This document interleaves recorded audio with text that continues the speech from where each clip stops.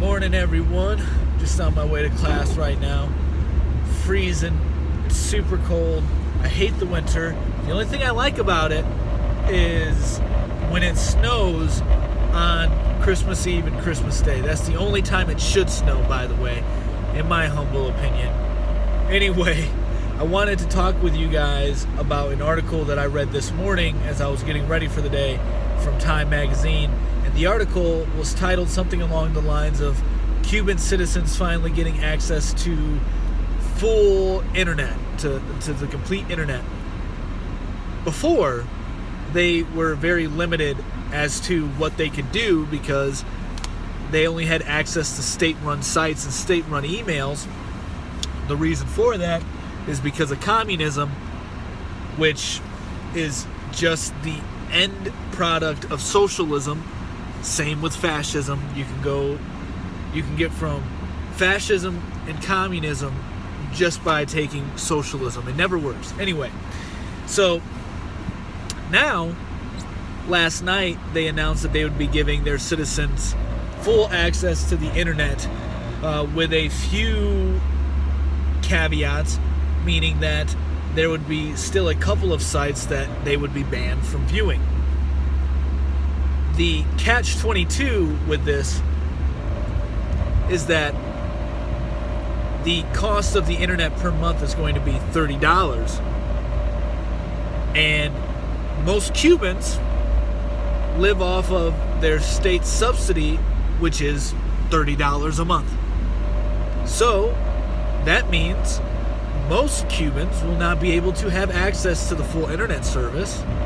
The only ones who would have access to the full internet service are those who are wealthy in Cuba, which the wealthy people in Cuba are more than likely running the country.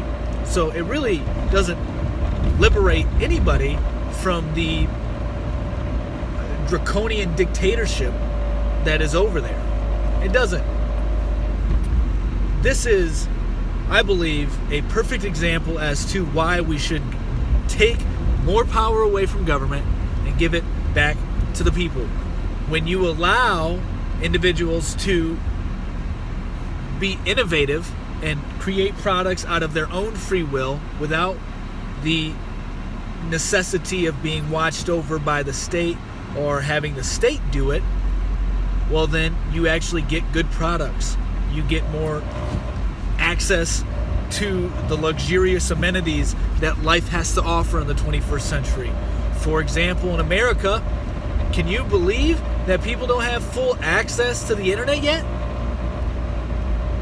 Yeah, that is the case, and that's the case in every state-run country. In every country where the state runs everything, that is the case. They don't have full access to the internet. They can't allow them to have full access to the internet, or else there'll be an upheaval within the society. It's just a shame that so many young, bright individuals believe in socialism, believe in communism.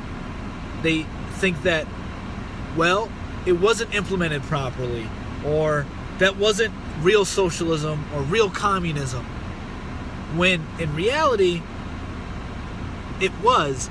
The reason they believe it not to be is, in most cases, due to the fact that they went to a extremely liberal college or just even a moderately liberal college, and because of that, their teachers have strong left-leaning, and some of them spew this BS that real communism hasn't been tried or real socialism hasn't been tried, when that isn't the case whatsoever.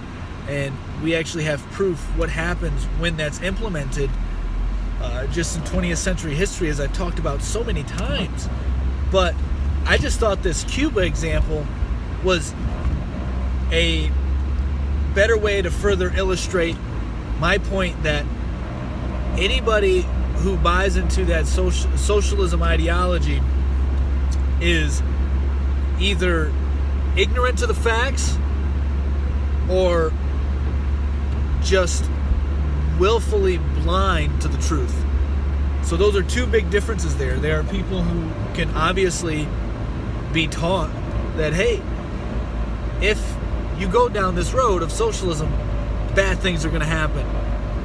On the other end, there are people who realize the bad things that are going to happen, and those are the ones we need to be careful about. Because typically, they're the ones in power. They're the politicians calling for free healthcare, free college, defunding the military.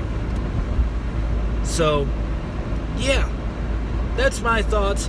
I just wanted to share that with you all. I hope you all have a wonderful day, and we'll see you again later when I do my actual episode today. So, until then, peace.